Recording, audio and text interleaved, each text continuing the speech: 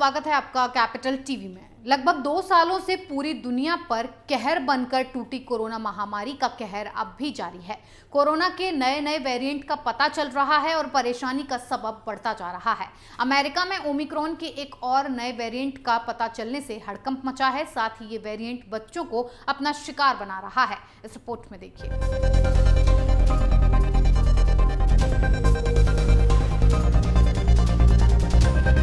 पिछले एक सप्ताह के दौरान अमेरिका में 1,33,000 से ज्यादा बच्चों के कोरोना संक्रमित होने के मामलों से हड़कंप मच गया है।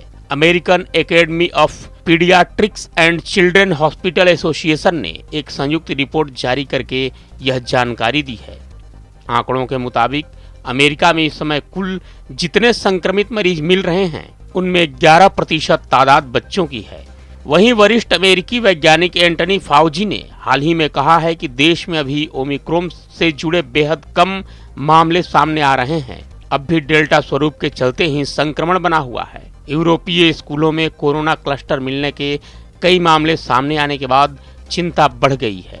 ब्रिटेन, जर्मनी, फ्रांस, ग्रीस समेत कई देशों के स्कूलों में सामुदायिक संक्रमण के मामले आने से शिक्षकों और बच्चों को आइसोलेट करना पड़ा है। विश्व स्वास्थ्य संगठन ने भी यूरोपीय देशों को सलाह दी है कि वे स्कूलों में अभियान चलाकर टीकाकरण कराएं ताकि जल्द से जल्द बड़ी तादाद में बच्चों को टीका लगाया जा सके। सिडनी के रिजेंट पार्क क्रिश्चियन स्कूल के 3 बच्चों में ओमिक्रॉन के संक्रमण की पुष्टि हुई है। इनमें से एक बच्चे के विदेशी यात्रा का कोई संबंध नहीं है, जिसके आधार पर वैज्ञानिक इस घटना को देश का पहला स्कूल समूह संक्रमण बता रहे हैं। कोरोना के ओमिक्रॉन स्वरूप के चलते ब्रिटेन में सामुदायिक संक्रमण फैल जाने के कारण स्कूलों में भी इसका असर दिख रहा है। ब्रिटिश वैज्ञानिकों का कहना है कि संक्रमित हो रहे बच्चों में बुखार, खांसी वाले लक्षण नहीं दिख रहे हैं, बल्कि उनके शरीर में असामान्य दाने यानी रैशेज निकल रहे हैं। यूरोपीय हेल्थ एजेंसी ने चेतावनी दी है कि कोरोना के नए वेरिएंट ओमिक्रॉन के कारण मौत और मरीजों की संख्या बढ़ सकती है। यूरोपीय centre for disease protection and control का कहना है कि आगामी हफ्तों में यूरोप में ओमिक्रॉन वेरिएंट का प्रसार बढ़ सकता है।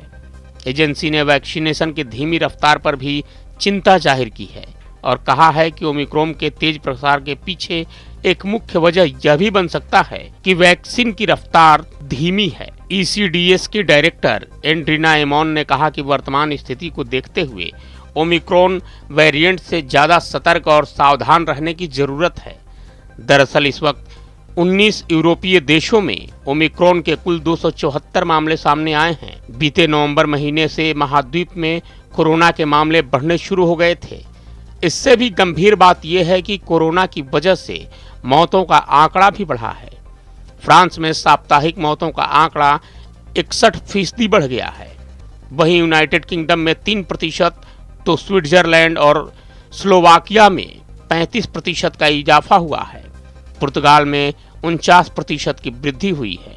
वहीं लोगों की चिंता बढ़ गई है कि ओमिक्रॉन वेरिएंट के प्रभाव के कारण मरीजों की संख्या में तेजी से इजाफा हो सकता है। इससे भी बड़ी चिंता यह है कि यह मामला सिर्फ ओमिक्रॉन तक ही सीमित नहीं है।